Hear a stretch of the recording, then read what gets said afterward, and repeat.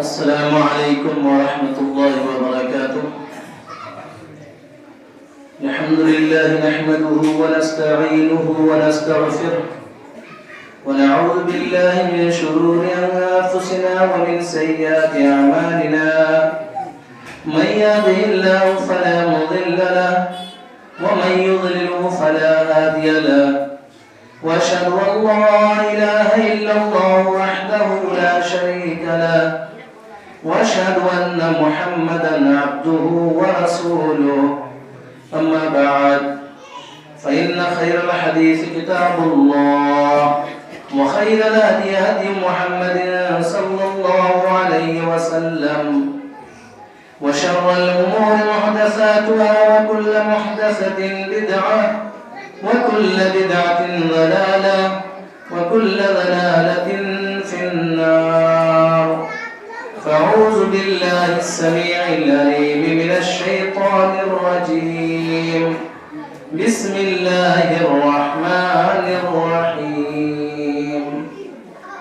يا أيها الذين آمنوا اتقوا الله حق تقاته ولا تموتن إلا وأنتم مسلمون. يا أيها الناس اتقوا ربكم الذي خلقكم من نفس واحدة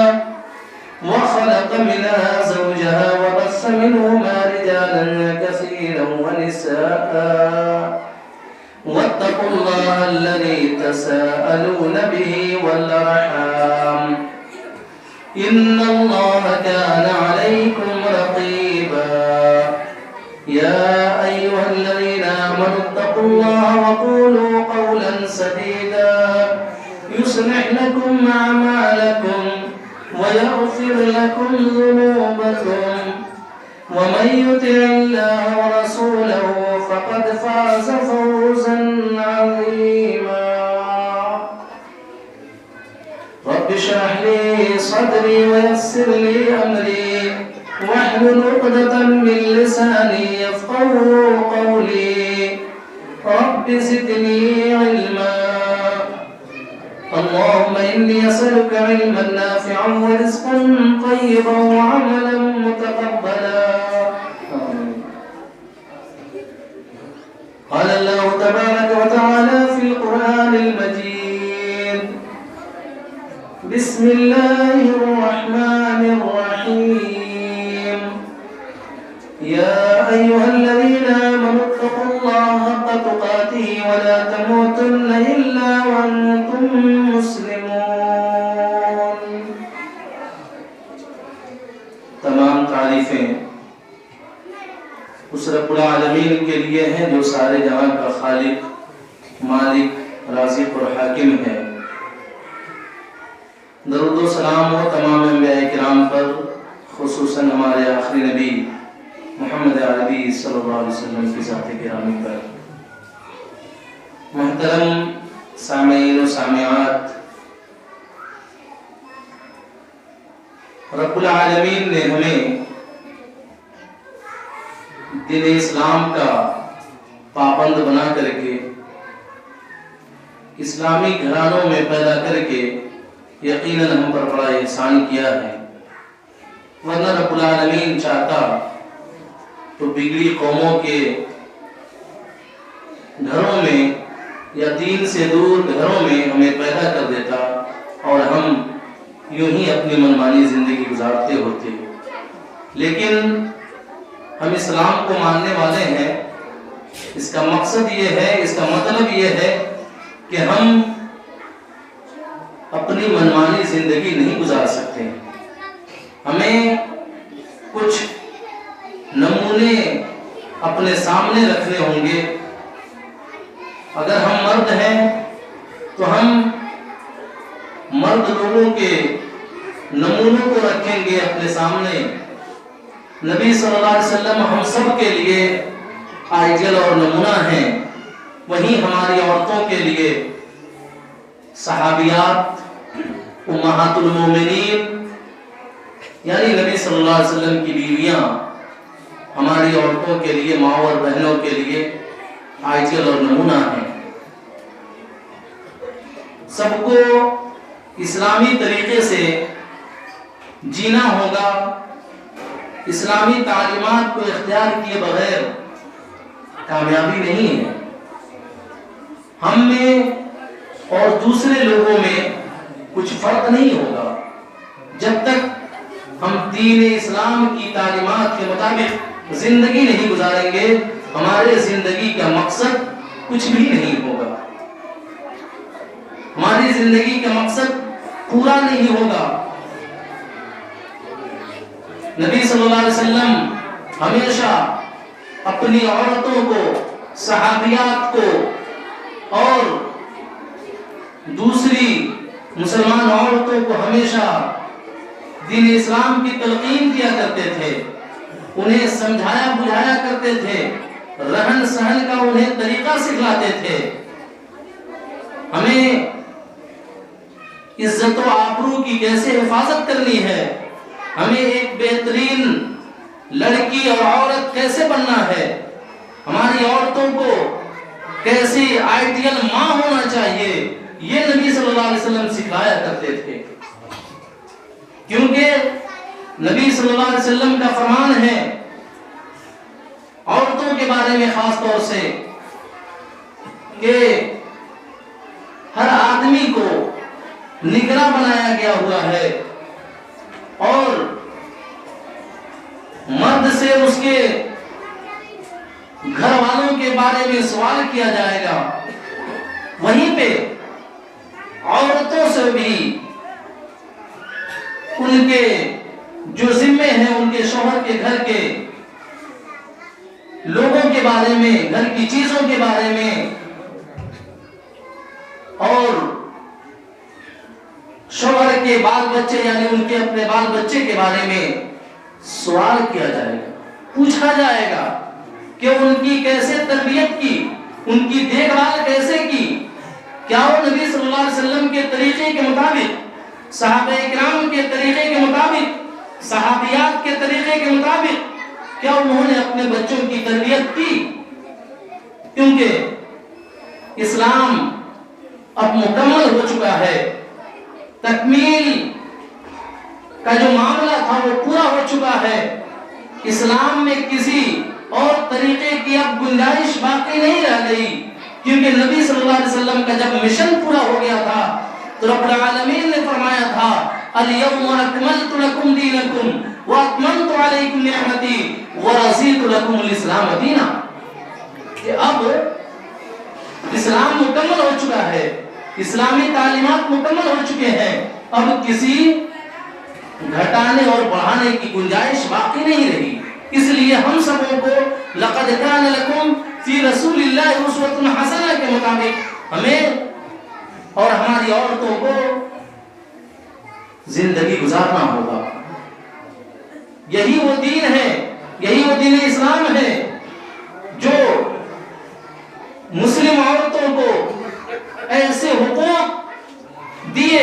جو پچھلی قوموں میں حقوق حاصل نہیں تھے۔ اسلام جب آیا تو اسلام نے دیکھا کہ دوسری اقوام کے لوگ اپنی عورتوں سے طرح طرح کے بھید بھاؤ کیا کرتے تھے، ان سے امتیازی سلوک کیا کرتے تھے، بچیاں جب پیدا ہوتی تھی تو انہیں زندہ درگور کر دیا کرتے تھے، انہیں جینے کا حق حاصل نہیں تھا۔ وَإِذَا بُشِّرَ أَحَدٌ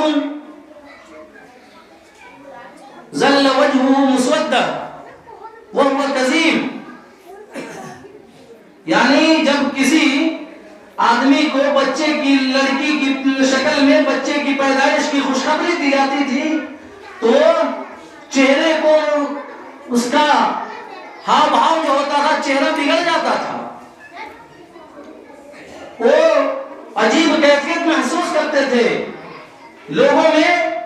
جانے کے قابل اپنے آپ کو نہیں سمجھتے تھے۔ لیکن جب اسلام آیا تو اسلام نے عورتوں کا، بچیوں کا مقام و مرتبہ بیان کیا اور کہا، بخاری شریف کی حدیث ہے، نبی کریم صلی اللہ علیہ وسلم فرماتے ہیں کہ جس نے اپنی بچیوں کے سلسلے میں جو آزمایا گیا اور ان کے ساتھ بہترین سلوک کیا تو وہ جہنم کی آگ سے بچا لیا جائے گا۔ سامعین کرام اور خواتین مائیں اور بہنیں، یہ تھا اسلام کا وہ طریقہ جس کی وجہ سے عورتوں کو وہ اونچا مقام مل سکا، ان کو جینے کا حق حاصل ہوا کہ عورتیں بھی جب تک دنیا میں باقی نہیں رہیں گی یہ انسانی افزائش نہیں ہو سکے گی۔ انسانی تعداد بڑھنے کا جو ذریعہ ہے مرد و زن کا، صرف مرد ہی رہیں گے تو بہت ساری برائیاں جنم لیں گی اور بہت ساری خرابیاں سماج و معاشرے میں پیدا ہوں گی اور انسانی افزائش اور انسانوں کی بڑھوتری نہیں ہو پائے گی، جیسا کہ نبی صلی اللہ علیہ وسلم نے کہا تھا کہ میں تمہاری کثرت کی وجہ سے میں دوسری امتوں پر فخر کروں گا۔ سامعین کرام، ہم اپنے آپ کو خاص طور سے ماں اور بہنوں سے مخاطب ہوں کہ ہم اسلام کو اپنائیں، اسلامی تعلیمات کو اپنائیں، کیونکہ ہم اپنے وقار کو، اپنی عزت کو بنا کر کے رکھیں گے، یقیناً ہماری عزت کرنے والے ہوں گے۔ اگر ہم اپنے وقار کو ہم نے اس کو نابود کر دیتے ہیں تو یہ دنیا جو مسلمانوں کے خلاف لگی ہوئی ہے، خاص طور سے ہمیں فتنہ و فساد میں جو دھکیلنا چاہتی ہے، ان کا سب سے بڑا مقصد، ان کا سب سے بڑا اعلی کار عورتوں کو بنانا چاہتے ہیں اور عورتوں میں بے پردگی کو عام کرنا چاہتے ہیں، کیونکہ عورتیں اگر ان کے جال میں پھنس جائیں گی تو مردوں کو یقیناً پھنسانا مشکل نہیں ہوگا۔ ہم یہ بھی جانتے ہیں کہ نبی صلی اللہ علیہ وسلم نے ماں کو اور ایک عورت کو سب سے پہلا مکتب قرار دیا کہ اگر عورتیں پڑھی لکھی ہوں گی تو وہ اپنے بچوں کی صحیح تعلیم و تربیت کر سکیں گی۔ جب بچہ اسکول سے آئے گا، مدرسے سے آئے گا تو انہیں جو ٹاسک ملے گا، جو سبق ملے گا، جو رائٹنگ ملے گی،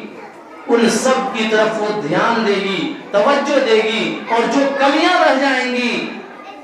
ان سب کو پورا کرنے میں بچوں کی مدد کریں گی اور ان کی صحیح تعلیم و تربیت کے ذریعے ان میں سدھار لانے کی کوشش کریں گی۔ اگر یہ عورتیں اعلی کار بن گئی تو یقیناً سارے معاملے آسان ہوتے چلے جائیں گے، اور اسی کا نتیجہ ہے کہ ہم یہ بھی جانتے ہیں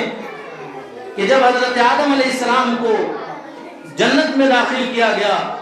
تو رب العالمین نے ساری جگہوں پر جانے سے منع کر دیا، ساری جگہوں پر جانے کی چھوٹ دے دی، لیکن ایک جگہ جانے سے منع کر دیا۔ لیکن حضرت حوا علیہ السلام کے کہنے پر، شیطان کے بہکانے پر حضرت آدم علیہ السلام وہاں پہنچ گئے اور پھر معاملہ بگڑ گیا، اس درخت کا پھل کھا لیا اور حضرت آدم علیہ السلام کو زمین پر اسی کے جرم کے پاداش میں اتار دیا گیا۔ یہ تو جرم ہوا، لیکن رب العالمین کو بسانا بھی مقصد تھا دنیا کو۔ موت کو، بیماریوں کا کسی نہ کسی طریقے پر بہانا چاہیے۔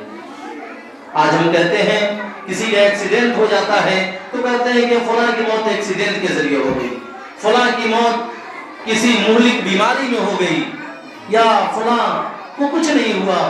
جا رہے تھے اچانک پیر کہیں پہ پڑ گیا، پھسل گئے اور ان کی موت واقع ہو گئی۔ تو یہ سب بہانے ہیں، لیکن جو دنیا میں بھیجے جانے کا، دنیا میں اتارے جانے کا जन्नत से निकाले जाने का जो जरिया बनी वो औरत बनी। लेकिन हम ये भी जानते हैं कि अगर औरतें इस्लामी तालीमात पर अमल करने वाली हो गई तो अच्छे अच्छों के पांव उखड़ जाते हैं। जैसा कि हम सबों ने देखा, अभी कर्नाटक की एक बच्ची ने जिसके हिजाब के लिए, जिसके पर्दे के लिए सारे बदमाशों ने उनके पीछे पड़ करके उनको तंग करने की कोशिश की, उन्हें हरासा करने की कोशिश की, उन्हें परेशान करने की कोशिश की, लेकिन वो लड़की डरी नहीं और अपने रब का हुक्म और नबी सल्लल्लाहु अलैहि वसल्लम के तरीके को मान करके उसने हिजाब को हटाना गवारा नहीं किया। सामीन किराम, हमारी औरतों को, हमारी माँ और बहनों को उन्हीं औरतों की तरह हमें होना चाहिए और अपने हिजाब को, अपने पर्दे को तन से अलग नहीं होने देना चाहिए। यही इस्लाम की और मुसलमानों की पहचान है। सहाबे किराम की औरतों का मामला ये था, हमारे यहाँ पंज वक्ता नमाजों का औरतों के लिए एहतमाम नहीं होता है। हम बाजार वगैरह जाने के लिए अपनी औरतों को इजाजत देते हैं, यूं ही घूमने के लिए, कहीं जाने के लिए इजाजत देते हैं, लेकिन मस्जिदों में आने के लिए, ईदगाहों में आने के लिए औरतों को हम मना करते हैं। वहां फितना और फसाद बर्पा होने का डर लगता है। लेकिन नबी सल्लल्लाहु अलैहि वसल्लम की सहाबियात ऐसी हुआ करती थी कि वो अच्छे ढंग से कपड़े पहन करके चादरें ओढ़ लिया करती थी और दीवार के तरफ से एक साइड से चल करके वो नमाज पढ़ करके निकल जाया करती थी और उन्हें कोई पहचानता भी नहीं था। उन्हें शरीफ जातियां समझते थे, उन्हें कोई तंग नहीं करता था। सामीन किराम, लेकिन हमने अगर खुद नुमाइश का मौका दिया है, देखने का मौका दिया है, तो देखने वाले देखेंगे और परेशान करने वाले तो हमेशा परेशान करने की कोशिश में रहते हैं। हदीस जिब्रील में नबी सल्लल्लाहु अलैहि वसल्लम ने बताया क़यामत की निशानियों के बारे में कि एक वक्त ऐसा आएगा कि औरतें कपड़ा पहनने के बावजूद नंगी होंगी, लोग कपड़ा पहनने के बावजूद नंगे होंगे। तो उसमें यह भी तरीका बताया गया कि औरतों के लिए चे जाए कि मर्द के लिए भी चुस्त और तंग लिबास पहनना हराम है, क्योंकि उससे इंसान के आज़ा व जवारे जाहिर होते हैं, जिससे इस्लाम हर हाल में मना फरमाता है। लोग शैतानों को मौका मिलता है कुछ बातें बनाने का, इसलिए हम देखते हैं कि आज हम अंग्रेजों के फैशन के चक्कर में पड़ करके हमारी माएं और बहनें अंग्रेजों के या फैशन परस्त लोगों के बहकावे में आकर के हम हिजाब और पर्दे के खिलाफ काम करते हैं और हम आज़ादी निस्वा के नाम पर, औरतों की आज़ादी के नाम पर अपने तरीके से राह फरार इख्तियार करने की कोशिश करते हैं। जबकि इस्लाम हमें एक ऐसे बंधन में बांधना चाहता है जिसका रास्ता नबी सल्लल्लाहु अलैहि वसल्लम की इताअत में हो, जिसका रास्ता जन्नत की तरफ ले जाने में हो, क्योंकि इस्लाम हमें वही सिखलाता है जो अल्लाह रब्बुल आलमीन को कबूल होता है। सामीन किराम, दूसरे मज़ाहिब में रहने सहने का, औरतों के साथ मामला कुछ और था, इम्तियाजी सलूक किए जाते थे। औरतों के खास अय्याम हुआ करते हैं,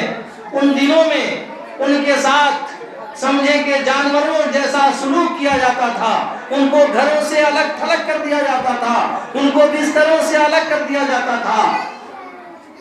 लेकिन इस्लाम जब आया تو اسلام نے ان کے خاص ایام یعنی حیض کے دنوں میں بھی مردوں کو ان کے ساتھ رہنے کا حکم دیا، اور انہیں جو حقوق حاصل ہونے چاہیے تھے، ساتھ کھانا، ساتھ رہنا، صرف جماعت کے علاوہ بقیہ سارے فائدے انہیں ان سے حاصل کیے جا سکتے تھے، جو اسلام نے عورتوں کو دیا۔ سامعین کرام، یہی اسلام ہے جو مومنوں کو سیدھی راہ دکھلاتا ہے، صحیح راستہ دکھلاتا ہے، اور جو غلط راستے ہیں ان سے تنبیہ بھی کرتا ہے۔ اور اگر ہم بچیوں کی صحیح تعلیم و تربیت کر لیتے ہیں تو رب العالمین اس کے بدلے ہمیں جنت نصیب کرے گا اور ہمیں جہنم سے یقیناً بچا لے گا۔ ایک نبی صلی اللہ علیہ وسلم نے کہا کہ جس نے اپنے 2 بچیوں کی صحیح تعلیم و تربیت کر لی تو اس کو رب العالمین جنت میں داخل کرے گا۔ تو ایک آدمی آئے، اس نے کہا اے اللہ کے نبی صلی اللہ علیہ وسلم، جس کی ایک ہی بیٹیاں ہو، اس کی اگر صحیح تعلیم و تربیت کر لیا تو اس کا کیا حکم ہے؟ تو نبی صلی اللہ علیہ وسلم نے کہا کہ اس کو بھی جنت نصیب ہوگی۔ سامعین کرام، اسلام اپنے ماننے والوں کو ایسی راہ پر چلانا چاہتا ہے جو کامیابی کی طرف گامزن ہونے والا ہے، سیدھی راہ ہے، صراط مستقیم ہے، جنت تک پہنچنے کا راستہ ہے۔ اسلام اس کی ہدایت کرتا ہے، اور اگر ہم اپنی بچیوں کو اسلام کے طریقے کے مطابق چلاتے ہیں تو یقیناً ہمارے لیے کامیابی ہے۔ ہمیں مرد ہیں، ہم گارجین ہیں، اپنے بچوں کے گارجین ہیں، اگر ہم نے اپنے بچوں کی صحیح تعلیم و تربیت نہیں کی تو یقیناً ہم سے باز پرس ہوگا، ہم سے پوچھا جائے گا کہ ہم نے، رب العالمین کہے گا کہ ہم نے تمہیں بیٹیوں سے نوازا تھا، تم نے اس کی تعلیم و تربیت کیسے کی؟ کیا اسے منمانی زندگی گزارنے کے لیے چھوڑ دیا، یا انہیں غیروں کے راستے اختیار کرنے کے لیے چھوڑ دیا، یا تم نے انہیں اسلامی تعلیمات کا پابند بنایا؟ اگر ہم نے یقیناً ان کی صحیح تعلیم و تربیت کی، شادی بیاہ کے موقع پر عورتوں کی شادی کے لیے ایسی عورتوں کا انتخاب کیا جو دین کی تعلیم حاصل کی ہوئی ہے، قرآن اور حدیث کی تعلیمات حاصل کی ہوئی ہے، مدارس کی تعلیم حاصل کیے ہوئے ہیں، ان کو اختیار کیا، یا ویسی لڑکیوں کو اختیار کیا جس کا دین اور دھرم سے کوئی مطلب نہیں تھا، جن کو دین کے دال سے بھی واسطہ نہیں تھا، جن کو قرآن کریم کے الحمدللہ رب العالمین یعنی سورہ فاتحہ سے بھی جس کا کوئی واسطہ نہیں تھا، ایسی عورتوں کو چنا محض اس لیے کہ وہاں ہمیں زیادہ جہیز ملیں گے۔ جہیز کے چکر میں لوگوں نے آج لڑکیوں کی شادیوں کو بہت بھاری بنا دیا ہے، بہت مشکل بنا دیا ہے۔ ہم یہ دینداری نہیں دیکھتے۔ نبی صلی اللہ علیہ وسلم نے شادیوں کے بارے میں بتایا تھا کہ شادیاں مال کے لیے کی جاتی ہیں، جمال کے لیے، خوبصورت لڑکیاں دیکھ کر کے گارجین سے زیادہ جہیز لینے کے لیے شادیاں کی جاتی ہیں، خوبصورت عورتوں سے نکاح کیا جاتا ہے، اور دینداری بھی دیکھی جاتی ہے۔ تو ان چاروں باتوں میں نبی صلی اللہ علیہ وسلم نے فرمایا تھا فَظْفَرْ بِذَاتِ الدِّینِ، یعنی دین کو اختیار کرو، دیندار لڑکیوں سے، دیندار عورتوں سے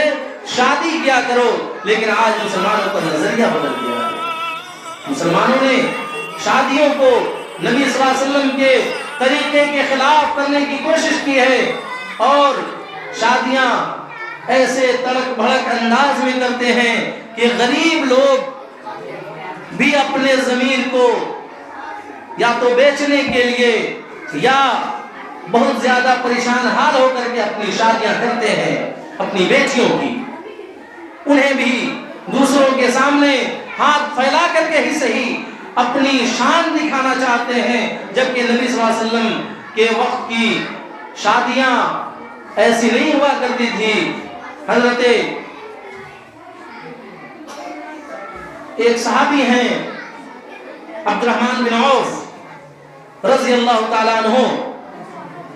وہ شادی کر لیتے ہیں، نبی صلی اللہ علیہ وسلم کو معلوم نہیں ہو پاتا ہے. اگلے دن آتے ہیں نماز کے لیے تو نبی صلی اللہ علیہ وسلم ان کے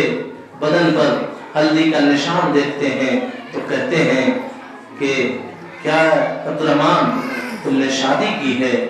تو نبی صلی اللہ علیہ وسلم کو کہتے ہیں کہ ہاں میں نے شادی کی ہے. تو نبی صلی اللہ علیہ وسلم کے خاص لوگ تھے، لیکن آج ہم شادی کی تقریبات اتنی لمبی چوڑی کرتے ہیں اور مہمانوں کا اتنا لمبا سلسلہ قائم کرتے ہیں کہ تاکہ ہمارا نام ہو کہ فلاں صاحب نے اتنی مشہور شادی کی ہے اپنے لڑکی کی یا اپنے لڑکا کی، اور اپنا نام روشن کرنا چاہتے ہیں کہ میں نے خسی کا گوشت کھلایا یا بڑھیا سا بھوج کیا. سامعین کرام اور خواتین مائیں اور بہنیں، ہمیں سوچنا ہوگا، غور و فکر کرنا ہوگا، اپنے آپ کو سدھارنا ہوگا، سنوارنا ہوگا، تبھی جا کر کے ہم صحیح معنوں میں مسلمان ہو سکتے ہیں، اور جب ہم مسلمان ہوں گے تبھی ہمارے لیے کامیابی ہوگی. اور نبی صلی اللہ علیہ وسلم نے فرمایا تھا من لا یرحم لا یرحم. ہم اگر کسی کے اوپر رحم نہیں کرتے ہیں تو ہمارے اوپر بھی رحم نہیں کیا جائے گا. اس لیے ہمیں کوشش یہ کرنی چاہیے کہ ہم اپنے بال بچوں کی صحیح تعلیم و تربیت کریں، ہم قرآن و حدیث کی تعلیم انہیں دیں، دین سکھلائیں، کیونکہ دین اسلام کی تعلیم کے بعد ہی انسان اخروی کامیابی پا سکتا ہے. جو دین کو حاصل کر لے گا وہی مرنے کے بعد کے حالات سے نمٹنے کے لیے اعمال صالحہ کرے گا، کیونکہ اللہ رب العالمین کا فرمان ہے من عمل صالحا من ذکر او انثى وهو مؤمن فلنحيينه حياة طيبة ولنجزينهم اجرهم باحسن ما كانوا يعملون. جو کوئی چاہے وہ مرد ہو یا عورت اگر نیک عمل کرتا ہے، رب العالمین ان کے نیک عمل کرنے کی وجہ سے، ان کے اچھے اعمال کرنے کی وجہ سے رب العالمین انہیں ایک بہترین زندگی عطا کرے گا، اور وہ جنت ہی ہو سکتی ہے. جنت کے علاوہ کوئی اور بہترین زندگی نہیں ہو سکتی ہے. اگر ہم منمانی زندگی گزارتے ہیں تو رب العالمین یا تو اس کی مثال وہی ہے کہ ایک چڑیا اڑتی رہے اور اسے کوئی نشانے باز اسے تیر کا یا بندوق کی گولی کا شکار کرے اور وہ کہیں بھی گر جائے، وہ اپنے ٹھکانے پر نہیں پہنچ سکے. وہی حال اس آدمی کا ہے جو بے مقصد زندگی گزارتا ہے، جس کی زندگی کا کوئی مقصد نہیں ہوتا، کہیں بھی مل جائے. جبکہ نبی صلی اللہ علیہ وسلم نے تعلیم دی تھی کہ دعا کریں اللہم من احییتہ منا فاحیہ علی الاسلام ومن توفیتہ منا فتوفہ علی الایمان. ہمیں یہ دعا کرنی چاہیے کہ رب العالمین جب تک ہم دنیا میں زندہ رہیں ہمیں اسلام پر زندہ رکھ، اسلامی تعلیمات پر زندہ رکھ، اور جب ہمارا خاتمہ ہو، جب ہمیں موت آئے تو خاتمہ بالخیر ہو، یعنی ایمان پر ہماری موت آئے. وہی نبی صلی اللہ علیہ وسلم کا فرمان ہے من کان آخر کلامہ لا الہ الا اللہ دخل الجنہ. معلوم یہ ہوا کہ جس کی زندگی کا آخری کلمہ لا الہ الا اللہ ہوگا وہ جنت میں داخل ہوگا. اس لیے نبی صلی اللہ علیہ وسلم نے اس کے تعلق سے جو ہم غلطیاں کرتے ہیں اس غلطی کو سکھایا کہ جب کوئی آدمی مرض الموت میں مبتلا ہو تو اس کو یہ نہ کہے کہ بھیا چچا امی لا الہ الا اللہ پڑھیے، بلکہ ان کے پاس بیٹھ کر کے کلمے کا ورد کرنا چاہیے، لا الہ الا اللہ محمد رسول اللہ پڑھنا چاہیے وہاں پر، کیونکہ موت کی جو سختی ہوتی ہے اس کی وجہ سے بہت سارے لوگ انکار کر دیتے ہیں۔ موت کی سختی کا ہم دنیا میں اس کا اندازہ نہیں کر سکتے ہیں۔ اس کی مثال وہی دی گئی حدیثوں میں کہ کسی تنگ چیز میں ہم جو ہسوا دیکھتے ہیں جس میں دانت رہتا ہے، تنگ چیز میں لگا کر کے اس کو اگر کوئی سامان اس میں سے نکالنا چاہے تو جیسے ہوگا کہ اگر جھولا وغیرہ ہوگا یا جھولا جس طرح سے بنایا جاتا ہے کپڑے کے جیسا بنایا جاتا ہے تو اس کو پھر نکالیں گے تو اس کے دانت میں نکل کر کے بہت سا حصہ اس سے نوچا جائے گا، اس طریقے سے بلکہ اس سے بھی کہیں سخت ہوتا ہے موت کا معاملہ۔ سامعین کرام، تو ہمیں اس موت کی تیاری کے لیے کوشش کرنا چاہیے اور رب العالمین سے دعا کرنی چاہیے کہ رب العالمین ہماری موت جب آئے تو ایمان پر ہماری موت آنی چاہیے۔ اگر ہماری موت ایمان پر آ جائے گی تبھی ہم کامیاب ہیں، ورنہ اگر انکار کر کے بہت سارے لوگ موت کی سختی کی وجہ سے کلمہ پڑھنے سے انکار کر دیتے ہیں، اگر انکار دیں تو معاملہ خلاص۔ سامعین کرام، خواتین، مائیں اور بہنیں، ہمیں اپنی سدھار کے ساتھ ساتھ اپنے بال بچوں کی سدھار کی بھی کوشش کرنی چاہیے۔ خاص طور سے ہم مسلمان ہیں، ہمیں رہن سہن کے ساتھ، تعلیم و تربیت کے ساتھ ساتھ ہمیں پہناوے پر بھی خصوصی دھیان دینا چاہیے، اور ہم مغربی تہذیب کے چکر میں اور فیشن میں نہ پڑ کر کے اپنے بدن کو ڈھانکنے کے چیزوں کا خصوصاً ہمیں ان کا اچھا سا انتظام کرنا چاہیے اور حجاب وغیرہ کا استعمال کیا جانا چاہیے، کیونکہ اللہ تبارک و تعالیٰ کا فرمان ہے کہ عورتوں کا کون سا حصہ صرف دکھنا چاہیے۔ ما ظہر منہا کا لفظ آیا ہے جس میں فقہا نے لکھا ہے، چہرے کے بارے میں بھی آیا، لیکن چہرہ تو سب سے زیادہ ڈھکے جانے کا معاملہ ہے اس کا، کیونکہ ساری چیزیں چہروں پر ہی آ کر کے ٹک جاتی ہیں، چہرے سے ہی ساری اچھائیاں اور خرابیاں آتی ہیں۔ ما یبدین ما ظہر منہا کا لفظ ہے جو جس کے بارے میں تفصیل آئی ہے کہ یہ ہتھیلیاں کھلی رہ سکتی ہیں، لیکن اگر اس کا پردہ کر لیا جائے تو یہ بھی زیادہ بہتر ہے۔ سامعین کرام، ہمیں اپنے سماج و معاشرے میں ہم دیکھتے ہیں کہ اگر کوئی حجاب اور نقاب لگا کر کے اگر عورتیں جاتی ہیں تو انہیں شریف زادیاں سمجھا جانا چاہیے۔ سمجھا جاتا تھا صحابہ کرام کے زمانے میں، لوگ انہیں پریشان نہیں کرتے تھے، لیکن اگر ہم خود نمائش کا موقع دیں گے تو نمائش کرنے والے تیار رہتے ہیں۔ وہ راستوں پر کھڑے ہو کر کے عورتوں کے گزرنے کا انتظار کرتے ہیں کہ عورتیں گزریں تو ہم انہیں چھیڑیں، آوازیں کسیں، جیسا کہ قوم لوط کے زمانے میں ہوا کرتا تھا کہ لوگ آنے جانے والوں پر آوازیں کستے تھے، فقطیاں کستے تھے، انہیں برا بھلا کہتے تھے۔ ہمارے نوجوانوں کا یہ حال نہیں ہونا چاہیے، کیونکہ ہمارے لیے آئیڈیل اور نمونہ نبی صلی اللہ علیہ وسلم ہے، حضرت علی رضی اللہ تعالیٰ عنہ ہے اور حضرت عثمان رضی اللہ تعالیٰ عنہ ہونی چاہیے۔ سامعین کرام، ہمیں کوشش کرنی پڑے گی اپنے اندر بدلاؤ کی، اپنے اندر چینجنگ کی، اور سب سے پہلے اپنے سماج و معاشرے کو دینی تعلیم سے آراستہ اور پیراستہ کرنا ہوگا، اپنے آپ کو اسلامی تعلیمات کے مطابق ڈھالنا ہوگا، قرآن مجید کی تعلیمات کو عام کرنا ہوگا، نبی کی سنتوں کو عام کرنا ہوگا، نبی صلی اللہ علیہ وسلم کی سنتوں کو اپنی زندگی میں شامل کرنا ہوگا، تبھی جا کر کے ہم کامیاب ہو سکتے ہیں، کامران ہو سکتے ہیں، اور ہماری زندگی جنت کے راستے پر چل سکتی ہے اور ہم جنت کے حقدار ہو سکتے ہیں۔ ورنہ اگر ہم اپنی منمانی زندگی گزارتے ہیں تو ہم کہیں کے بھی نہیں رہیں گے، نہ خدا ہی ملا، نہ وصال صنم، نہ ادھر کے رہے نہ ادھر کے رہے، بے مقصد زندگی ہوگی۔ اس لیے ہم رب العالمین سے دعا کرتے ہیں کہ رب العالمین ہم تمام مسلمانوں کو نبی صلی اللہ علیہ وسلم کے طریقے پر زندگی گزارنے کی توفیق عطا فرما۔ ہماری ماں اور بہنوں کو حضرت فاطمہ اور حضرت عائشہ رضی اللہ تعالی عنہما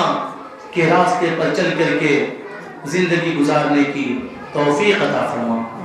ہماری ماں اور بہنوں کو نبی صلی اللہ علیہ وسلم کے سنتوں کا صحیح پاسدار بنا، شیدائی بنا۔ آمین ثم آمین۔ بارک اللہ لنا ولکم فی القرآن العظیم ونفعنا وإياكم بالآيات والذكر الحكيم إنه تعالى جواد كريم ملك بر رؤوف رحيم وآخر دعوانا أن الحمد لله رب العالمين والسلام عليكم ورحمة الله وبركاته۔